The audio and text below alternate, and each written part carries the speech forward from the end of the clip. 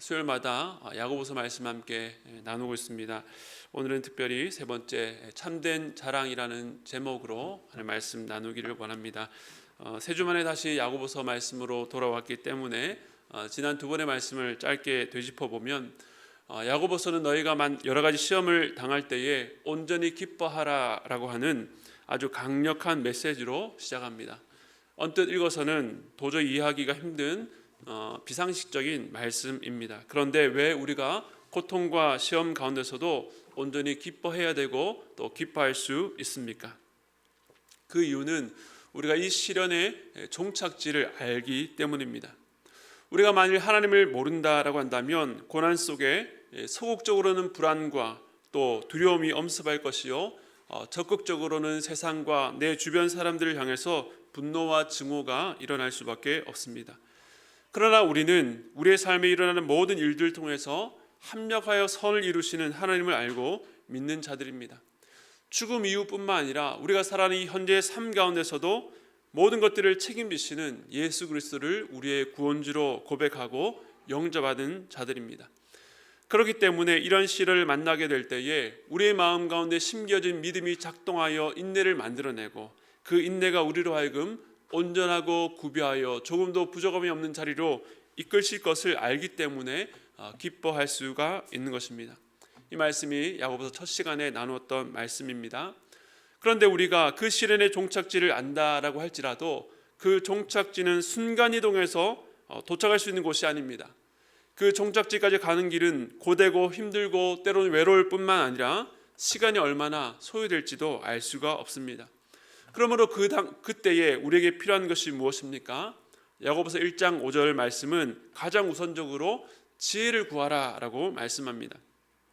그것은 지혜야말로 그 어떤 시험과 시련 속에서도 하나님께서 원하시는 길을 걸어갈 수 있도록 만드는 능력이기 때문입니다. 끝이 언제인지 모르고 왜 이런 일을 당해야 되는지 이유를 모를 때에 그 암담함과 막막함 속에서 하나님께서 주시는 지혜는 우리가 그 속에서 무엇을 그리고 어떻게 살아가야 되는지를 가르쳐 주는 것입니다. 그러므로 야고보서는 시련 가운데 반드시 있어야 될 지혜를 구하라는 말씀으로 이어지는 것이 합당합니다. 이어 오늘 새로운 주제로 넘어가는데 오늘 본문에 보면 두 부류가 대조되어 나옵니다. 낮은 형제와 부한 자입니다. 낮은 형제라고 할 때에 그 대조되는 지점에 부한 자가 나오기 때문에 1차적으로는 경제적으로 어려운 형편에 있는 자라고 볼 수 있습니다. 야고보 사도는 교회 안에 있는 두 부류의 사람들, 즉 경제적으로 가난한 자들과 풍요 가운데 있는 자들 향해서 권면하고 있습니다. 어떤 사회이든 그 안에는 빈부의 격차가 있을 수밖에 없는데 교회 안에서도 이로 인해서 심각한 문제가 일어났던 것으로 보입니다. 그렇기 때문에 야고보서는 오늘 본문뿐만 아니라 그 이후에도 야고보서에서 계속해서 이 부분에 대해서 여러 차례 다루는 것을 보게 됩니다. 우리가 구약 성경 특히 창세기의 족장들의 역사나 또 정복시대 또 열왕기서를 보면 하나님께서 물질적인 풍요를 통해서 당신의 백성들에게 복을 주고 계시다는 사실을 드러내셨습니다. 그러나 신약에 들어와서 이 그림자 시대에서 실체 시대, 즉 예수 그리스도가 오시면서 이 물질적 부요 자체가 하나님의 복이 아니라 더 근본적인, 그것을 통해서 우리에게 정말로 알리기 원하는 근본적인 복이 있다라고 가르칩니다. 우리나라 역사를 볼 때에도 일제시대를 지나서 6.25 전쟁으로 말미암아 정말 나라가 배고프고 힘들 때에 많은 믿음의 선배들이 이 무너진 나라를 일으켜달라고 간절히 기도했습니다. 그리고 한강의 기적이라 불리는 신화와 같은 성장 스토리, 정말로 짧은 시간 안에 엄청난 경제적 발전과 함께 더불어 부유함을 누리게 되었습니다. 우리는 이 모든 것이 하나님께서 이 땅을 긍휼히 여기셔서 베푸신 복이라고 여깁니다. 그러나 우리가 그 이후에 조금 더 긴 과정 속에 가난한 백성들이 부유해지고 또 가난했던 교회가 돈이 많아지고 힘이 생겼을 때 일어나는 여러 가지 부작용들을 볼 때에 이 경제적 풍요 자체가 복인가라고 하는 의구심이 들 수밖에 없습니다. 우리 주변에서도 경제적 풍요와 함께 타락하고 또 하나님에게서 멀어져가는 성도들과 또 목회자들의 사례를 종종 보게 됩니다. 결론적으로 돈 그 자체, 풍요 그 자체는 복이 될 수 없습니다. 그것은 어디까지나 도구요, 부차적인 것이기 때문에 우리가 교회 안에서 누군가를 볼 때에 단순히 그의 경제적 형편을 보고 하나님께서 저분을 축복하셨구나, 혹은 저분은 무슨 잘못으로 하나님의 징계를 받나라고 생각해서는 안 되는 것입니다. 중요한 것은 우리가 부유할 수도 있고 가난에 처할 수도 있지만 그 상황 자체보다 그 상황 속에서 각자 가진 신앙이 어떻게 드러나는가가 더 중요하다는 것입니다. 예수님께서는 복음서에 가난한 자는 항상 너희와 함께 있으리라 말씀하셨습니다. 그 말처럼 교회 안에서는 부유하고 경제적으로 여유 있는 자들만 있는 것이 아니라 항상 가난하고 어려운 자들도 함께 있습니다. 그렇기 때문에 교회 안에 가난한 자들이 있는 것이 문제가 아니라 그로 인해서 일어날 수 있는 갈등을 교회가 제대로 살피거나 돌보지 못하는 것이 문제가 됩니다. 이런 권면을 야고보서의 흐름에서 생각해 보면 이런 경제적인 불균형과 빈부의 차이가 성도들로 하여금 가장 크게 시험 들게 하는 요소 중에 하나이며, 또 돈과 재정에 대해서 잘못된 태도를 갖게 되면 오늘 본문 앞구절인 8절이 말하는 것처럼 두 마음을 품어서 모든 일에 정함이 없는 자가 되기 때문에 이 두 가지 측면에서 주는 지혜라고 볼 수 있습니다. 더 나아가서 오늘 말씀은 단지 돈에 대한 권면이 아니라 결국 우리 신앙에 대한 권면이라는 것을 알게 됩니다. 오늘 본문 9절을 다시 한번 읽겠습니다. 시작. 낮은 형제는 자기의 높음을 자랑하고. 네, 지난 두 번의 말씀처럼 오늘 말씀도 명령형으로 시작됩니다. 첫 번째 명령은 온전히 기쁘게 여기라 였고, 두 번째 명령은 지혜를 구하라 였고, 오늘은 자랑하라입니다. 사실 성경에서 이 자랑하라라는 명령은 좀 낯섭니다. 왠지 자랑하라는 말보다는 자랑을 금하는 것이 성경이 가르치는 미덕일 것 같습니다. 하지만 성경은 자랑을 아예 금지하지 않고 제대로 된 것, 정말로 자랑해야 될 것을 자랑하라고 우리에게 권면합니다. 대표적인 말씀이 예레미야 9장 23절과 24절이 되겠습니다. 우리 함께 읽겠습니다. 시작. 여호와께서 이와 같이 말씀하시되 지혜로운 자는 그의 지혜를 자랑하지 말라. 용사는 그의 용맹을 자랑하지 말라. 부자는 그의 부함을 자랑하지 말라. 자랑한 자는 이것으로 자랑할지니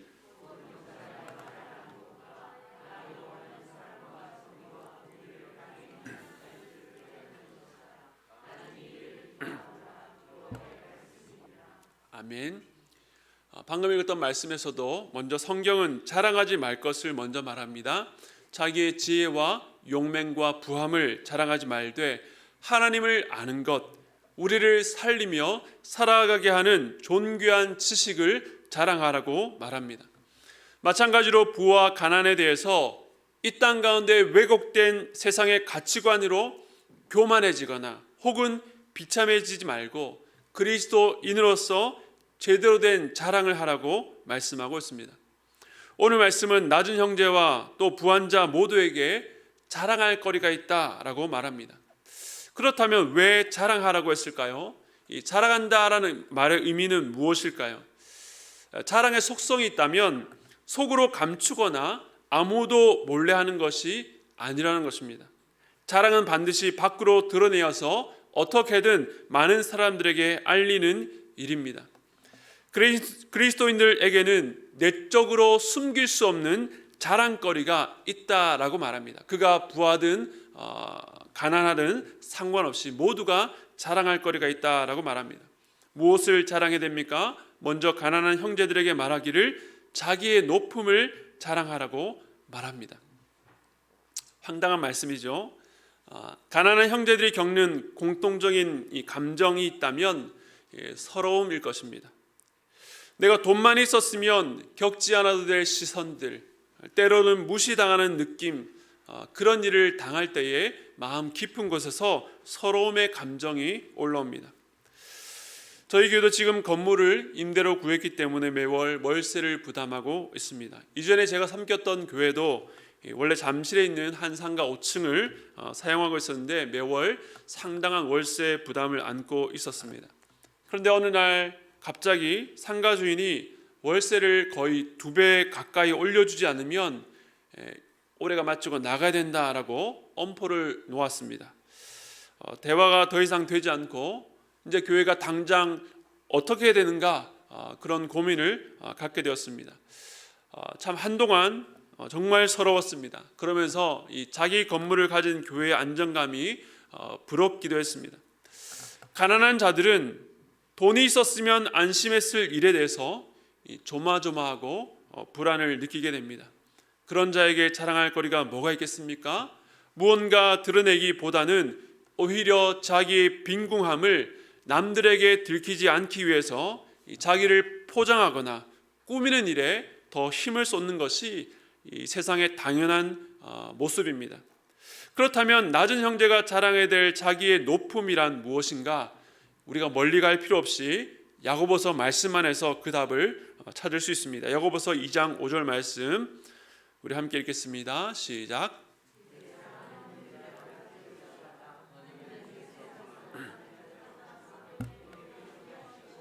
또 자기를 사랑하는 자들에게 약속하신 나라를 상속으로 받게 하지 아니하셨느냐.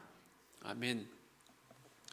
우리가 우리 삶에 결핍이 있을 때에 거기에 지나치게 집중하고 사로잡히게 되면 그 결핍이 우리 인생 가운데 부분으로 있는 그 결핍이 우리의 모든 삶을 좌지우지하는 것을 경험하게 되셨을 것입니다. 그런데 그 가난한 자가 결코 빼앗길 수 없는 높음이 있는데 그것은 하나님께서 그들을 택하셔서 믿음으로 부요하게 하셨고 약속하신 나라를 상속으로 주셨다는 사실입니다. 이 말씀에서도 가난한 자의 가난과 이 대조되는 말이 있는데 바로 부요와 상속이라는 말입니다. 이 땅에서 가난한 자에게 부요는 찾을 수 없는 단어요. 더군다나 상속은 기대하기 힘든 말입니다. 만약 그에게 상속받을 수 있는 것이 있다면 오늘날 가난이 상속된다는 말처럼 이 부모의 가난, 부모의 빚이나 부채일 것입니다. 그러나 하나님께서 그런 자들에게 오히려 믿음의 부요함과 약속하신 나라를 상속하셨다라고 말씀하셨습니다. 믿음 따로 나라 따로가 아닙니다. 하나님께서 약속하신 나라는 오직 믿음으로만 갈 수 있고 오직 믿음으로만 상속받을 수 있습니다. 즉 이 말씀은 가난한 자에게 절대로 빼앗길 수 없는 천국, 하나님의 나라, 그 믿음이 풍성하게 주어졌다는 것입니다. 그런데 믿음과 하나님의 나라는 당장 내가 겪고 있는 이 현실적인 궁핍함을 해결하는데 별로 도움이 될 것 같지도 않고 세상 사람들이 보기에도 매력적이거나 흠모할 만한 것이 아닙니다. 그러나 그 가치를 아는 자, 그 가치에 눈뜬 자들은 그것을 얻을 수만 있다면 자신의 모든 것을 다 쏟아붓습니다. 복음서에 보면 하나님 나라의 비유가 있는데 마태복음 13장 44절 말씀 우리 함께 읽겠습니다. 시작. 천국은 마치 밭에 감춘 보화와 같으니 사람이 이를 발견한 후 숨겨두고 기뻐하며 돌아가서 자기의 소유를 다 팔아 그 밭을 사느니라. 아멘. 자기의 모든 소유를 다 팔아도 아깝지 않을 것이 바로 천국 하나님의 나라입니다. 이 세상의 어떤 재물보다 하나님 나라에 최고의 가치를 둔 자들을 말합니다. 그러므로 가난한 형제들은 어떤 싸움 가운데 있습니까? 세상이 가난한 자신을 보며 능력이 없고 어리석고 구차하다라고 무시할 때에 그 세상의 평가 아래에서 주눅들고 자신의 처지를 한탄하고 저주하는 것이 아니라 오히려 세상이 빼앗을 수 없는 자기의 높음, 즉 하나님께서 내게 주신 믿음의 부요함을 따라서 하나님의 나라를 사모하며 그것으로 우리의 자랑거리를 삼아야 하는 것입니다. 우리가 움츠러드는 것이 아니라 하나님 한 분만으로 만족한 삶이 얼마나 탁월하고 아름다운지를 드러내며 살아야 되는 것입니다. 사람들은 이 세상에서 부유하고 잘 사는 것으로 우리의 신앙을 증명하려고 합니다. 그러나 신앙은 놀랍게도 가난한 자들 안에서 더욱더 밝게 빛나는 법입니다. 신방을 하다 보면 때론 어려운 환경과 상황 가운데에 그분들 안에 있는 그 주님을 향한 인내와 소망을 보게 될 때가 있습니다. 세상이 주목하지 않고 귀하게 여기지 않지만 저는 그분들 안에 이 땅 가운데 그 누구에게도 비할 수 없는 참으로 영적 거장의 모습을 발견하게 됩니다. 여러분들에게도 그러한 시각이 회복되기를 바랍니다. 세상이 추구하고 평가하는 기준으로 오늘 나의 삶을 평가하는 것이 아니라 하나님께서 내게 주신 부요함으로 오히려 세상의 평가를 뒤집고 그 세상을 판단할 수 있기를 바랍니다. 여러분 안에 이미 허락하신 그 놀라운 부요함을 자랑하시기 바랍니다. 두 번째는 부유한 자에게 주신 권면입니다.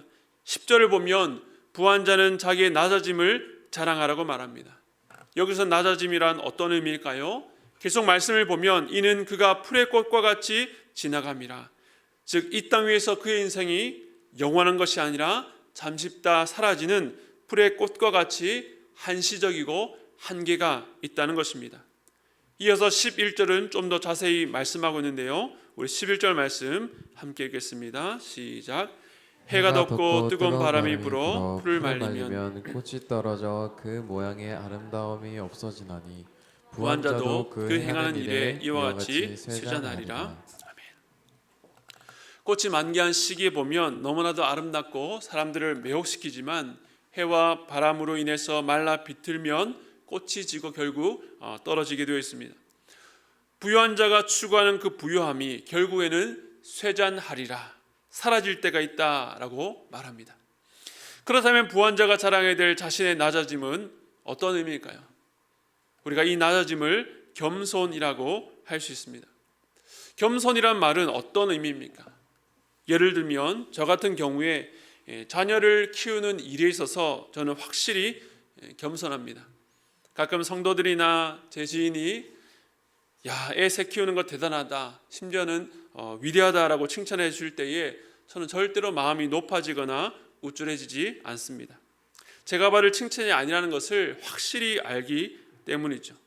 제 아내가 셋을 키우기 위해서 한 그 수고와 노력을 알기 때문에 그 칭찬은 제가 받을 것이 아니라 제 아내가 받아야 되는 것입니다. 사람이 어떻게 겸손할 수 있습니까? 자신의 실체를 알면 겸손할 수 있습니다. 그저 의뢰히 겸손한 척 하는 것이 아니라 진짜 자기가 갖고 있는 것이 아무것도 아니라는 것을 알 때에 겸손할 수 있는 것입니다. 부유한 자가 어떻게 겸손할 수 있습니까? 자기가 가진 재물이 해가 덥고 바람이 불면 꽃이 떨어져서 아무것도 아닌 것이 되고 이 땅의 재물은 영원히 소유할 수 없다는 그 실체를 알게 되면 겸손할 수 있습니다. 제가 지난 설교 때도 한번 말씀을 드렸는데 저희 아버지께서 공무원으로 월급으로 평생 번 돈이 한순간에 보증을 잘못 서서 날아가는 것을 보았습니다. 그래도 참 감사한 것은 그 일을 제가 겪으면서 인생을 비관하며 절망한 것이 아니라 이 재물의 실체와 그 허무함을 알게 되었다는 사실입니다. 저는 그것이 아버지께서 저에게 주신 참 귀한 유산이라고 생각됩니다. 세상의 논리는 돈을 가지면 존경을 받을 만하고 대우받아 마땅하고 사람들 위해 군림해도 된다라고 생각합니다. 그러나 그리스도 안에 있는 부한 자들은 돈으로 누릴 수 있는 것을 자랑하는 것이 아니라 바로 자기의 낮아짐, 쇠잔해질 수밖에 없는 실체를 직시하는 자들입니다. 단순히 돈의 욕망에 사로잡혀서 인생을 망치지 않는 수준이 아니라 그 가난한 마음, 낮은 마음을 자랑하는 것입니다. 오늘 본문처럼 성경에는 특별히 이 부유한 자들 향한 경고의 메시지가 많은데요. 야고보서 5장 1절에서 5절은 이렇게 말합니다. 들으라 부한 자들아, 너에게 임할 고생으로 말미암아 울고 통곡하라. 너희 재물은 썩었고 너희 옷은 좀 먹었으며 너희 금과 은은 녹이 슬었으니 이 녹이 너희에게 증거가 되며 불같이 너희 살을 먹으리라. 너희가 말세의 재물을 쌓았도다. 보라, 너희 밭에서 추수한 품꾼에게 주지 아니한 삭시 소리를 지르며 그 추수한 자의 우는 소리가 만군의 주의 귀에 들렸느니라. 너희가 땅에서 사치하고 방종하여 살육의 날에 너희 마음을 살찌게 하였도다. 부유한 자를 향한 매우 통렬한 비판입니다. 이처럼 성경이 부한 자에 대해서 강력하게 비판하는 이유는 이 부요가 자신의 영적인 실상, 즉 가난함을 보지 못하게 눈을 가리고 착각하게 만들기 때문입니다. 자기가 가진 부가 하나님께서 공급해 주신 은혜가 아니라 자기의 힘으로 쟁취하고 얻은 전리품이요 안식처라고 착각하기 쉽습니다. 그래서 하나님에게서 평안을 누리기보다 내 은행의 잔고와 재산으로 안정감을 누리려고 합니다. 이렇게 부유함이 불신앙과 연결될 때에 성경은 이러한 죄를 탐욕이라고 합니다. 그래서 가난한 형제와 부한 자를 향한 오늘의 메시지는 결국 탐욕에 관한 경고며 탐욕에 빠지지 않기 위한 지혜의 말씀입니다. 그런데 이 탐욕은 부한 자들에게만 해당되는 죄가 아닙니다. 또 어떤 분들은 오늘 말씀을 들으면서 자신과 별로 관련이 없다라고 여기실 수도 있습니다. 나는 그렇게 부자도 아니지만 그렇게 가난하지도 않다라고 생각하기 때문일 것입니다. 그러나 오늘 말씀은 소득의 양극단, 재벌이나 찢어지게 가난한 빈민들만 아니라 모든 그리스도인들에게 주시는 말씀입니다. 왜냐하면 돈이 많으나 적으나 적당히 있으나 그 마음에 항상 탐욕의 죄가 도사리고 있기 때문입니다. 팀 켈러 목사님이 쓴 이 내가 만든 신이라는 책이 있습니다. 우상을 현대인의 언어로 잘 풀어 쓰셨는데 그 책에서 이런 글귀가 있습니다. 탐심은 피해자에게 자신을 숨긴다. 탐욕이 워낙 자신을 잘 숨기기 때문에 사람들은 적어도 탐욕의 죄는 나와는 무관하다라고 여기게 만든다. 모든 암들이 위험하지만 특별히 췌장암은 더 위험하다고 합니다. 그 이유는 자각 증세가 없는 질병이기 때문에 이미 발견되었다라고 하면 손 쓸 수 없는 지경에 이르는 경우가 많기 때문이라고 합니다. 우리가 오늘 가난과 부에 관한 말씀을 들으면서 이것은 나와 관계없다라고 생각하면 자각 증세가 없는 질병을 품고 있는 것과 마찬가지입니다. 우리 일상에서 탐욕이 어떻게 작동됩니까? 사실 가난과 부라는 개념은 절대적이라기보다 상대적인 개념입니다. 그렇기 때문에 어떤 형편에 있는 사람이든지 상관없이 이 탐심의 죄악이 항상 우리의 삶 가운데 숨어 있다가 나는 별 탈 없이 잘 산다라고 느꼈지만 외부에서 어떤 자극이 오면 우리 안에 탐심이 작동하게 됩니다. 문제없이 차를 타고 다니다가 누가 새 차 산 것을 보면 아쉬운 마음이 듭니다. 내가 살던 집에 잘 살다가 누가 좀 더 큰 집에 사는 사람들 그 소식을 듣게 되면 괜시리 내가 살던 집이 초라해 보이고 지금까지 내가 뭐 했나 라는 자괴감이 듭니다. 돈 가진 자들이 돈으로 갑질하는 모습을 비판하면서도 나도 한번 저렇게 살아봤으면 하고 부러워하는 것이 바로 우리입니다. 결국 우리 형편과 상관없이 탐심은 어떤 것을 볼 때에 우리의 마음에 결합하면서 작동하는 것입니다. 그렇게 발생된 탐심은 우리의 마음에 상실감을 주고 그 상실감은 불만으로 자라서 결국 하나님을 원망하는 자리까지 나가게 됩니다. 그래서 하나님의 보호를 의심하게 만들고 두 마음을 품게 합니다. 그러므로 오늘 말씀은 단지 물질에 대한 말씀이 아니라 그것이 매개가 되어서 우리의 마음에 불신앙과 결합하게 될 때에 하나님에게서 멀어지게 하는 문제를 다루고 있는 것입니다. 왜 가난한 자에게 자기의 높음을 자랑하고 부유한 자에게 자기의 낮아짐을 자랑하라고 말합니까? 세상이 추구하는 것으로 자신의 자랑거리로 삼거나 상실감으로 넘어지지 말고 그런 기준들이 우리의 마음을 공격할 때에 바로 우리 안에 있는 역설적인 복음으로 그 생각을 뛰어넘고 이겨내라는 말씀인 것입니다. 풀의 꽃처럼 사라질 세상의 부유를 좇지 말고 영원하며 사라지지 않을 보화 복음의 능력으로 자랑거리를 삼으라고 말씀합니다. 이 세상은 돈이 자기의 정체성이요 안전의 근원이 되는 시대입니다.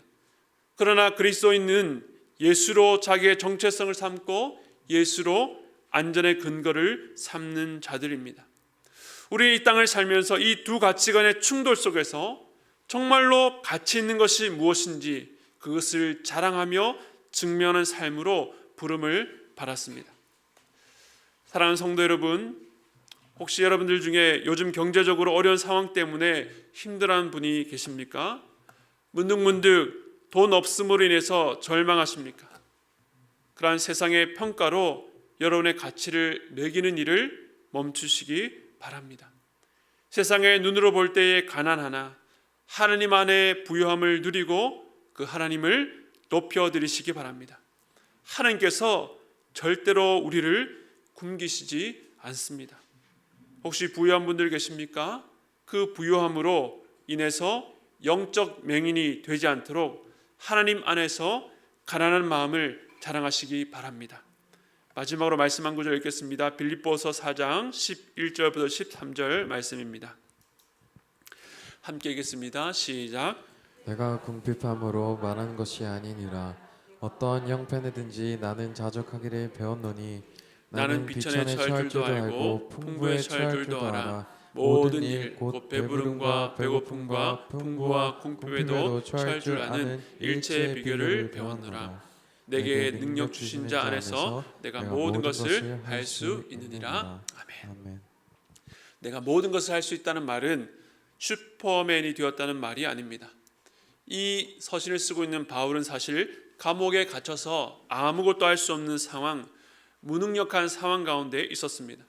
그러나 바울은 그 감옥에서 자신이 갇히고 가난하게 되어도 복음이 이루어내는 놀라운 능력을 목도하고 있었습니다. 우리는 내가 가난해서 아무것도 할 수 없다 생각하고 내가 부유해지면 뭐든지 할 수 있다라고 착각합니다. 그러나 하나님은 우리의 능력과 형편에 제한받는 분이 아닙니다. 그것이 바로 복음의 능력입니다. 그러므로 이 복음의 능력을 체험한 자는 자신이 어떤 상황과 형편 가운데 있든지 예수 안에서 내가 아니라 주님이 일하시는 것을 기대하고 보는 자들입니다. 사랑하는 성도 여러분, 여러분의 형편을 뛰어넘어 그리스도 안에서 부유함을 누리시기 바랍니다. 하나님께서 여러분에게 주신 그 재정을 섬기며 사는 인생이 아니라 그 주신 재정으로 이웃과 세상과 교회를 섬기며 주님의 일을 하며 살아가시기 바랍니다. 그러기 위해서 한 가지 적용을 드립니다. 이 복음의 능력을 진실로 믿으신다면 무엇보다도 먼저 현재 하나님께서 여러분에게 주신 그 형편에 감사하며 살아가시기 바랍니다. 이스라엘 백성들은 광야에서 하나님께서 공급해 주시는 만나와 물을 먹으면서도 애굽의 그 고기와 먹거리가 생각나니까 하나님과 모세를 원망하며 이렇게 말했습니다. 민수기 21장 5절에 보면 우리 마음이 이 하찮은 음식을 싫어하노라. 우리 마음이 이 하찮은 음식을 싫어하노라. 이 하찮은 음식이 무엇일까요? 하늘에서 내리는 그 놀라운 방식으로 내리는 만나를 말합니다. 이 말씀을 읽으면서 하나님께서 이 백성들의 말을 들을 때에 얼마나 당황스러우셨을까를 생각해 보았습니다. 이처럼 마음의 탐욕은 하나님께서 우리에게 주신 것들을 하찮게 여기게 만듭니다. 여러분의 형편이 좀 나아지고 좋아지기를 바랍니다. 하지만 현재 처해진 여러분의 형편을 하나님께서 여러분과 여러분의 가족을 먹이시기 위해서 하늘에서 내리신 만나로 인정하시기 바랍니다. 그것이 세상의 기준으로 볼 때에 좀 부족해 보이고 넉넉하지 않을지라도 그 만나를 하찮게 여기는 죄를 범하지 말고 감사하시기 바랍니다. 그것이 탐심에 물들지 않고 가난하거나 부유하거나 복음의 능력을 경험하며 살아가는 첫 번째 비결입니다. 그리하여 오늘을 살아가시기 바랍니다. 내가 형편이 나아지면, 상황이 나아지면 하면서 주님을 섬기는 일을 뒤로 미루지 마시고 날마다 끊임없이 신실하게 공급해 주시는 그 만나에 감사하고 빼앗길 수 없는 이 복음의 능력 안에서 하나님께서 현재 여러분에게 주신 그 힘과 형편으로 여러분이 섬길 수 있는 그 이웃과 또 주님과 교회를 섬겨 나가시는 저와 여러분 되기를 간절히 축원드립니다.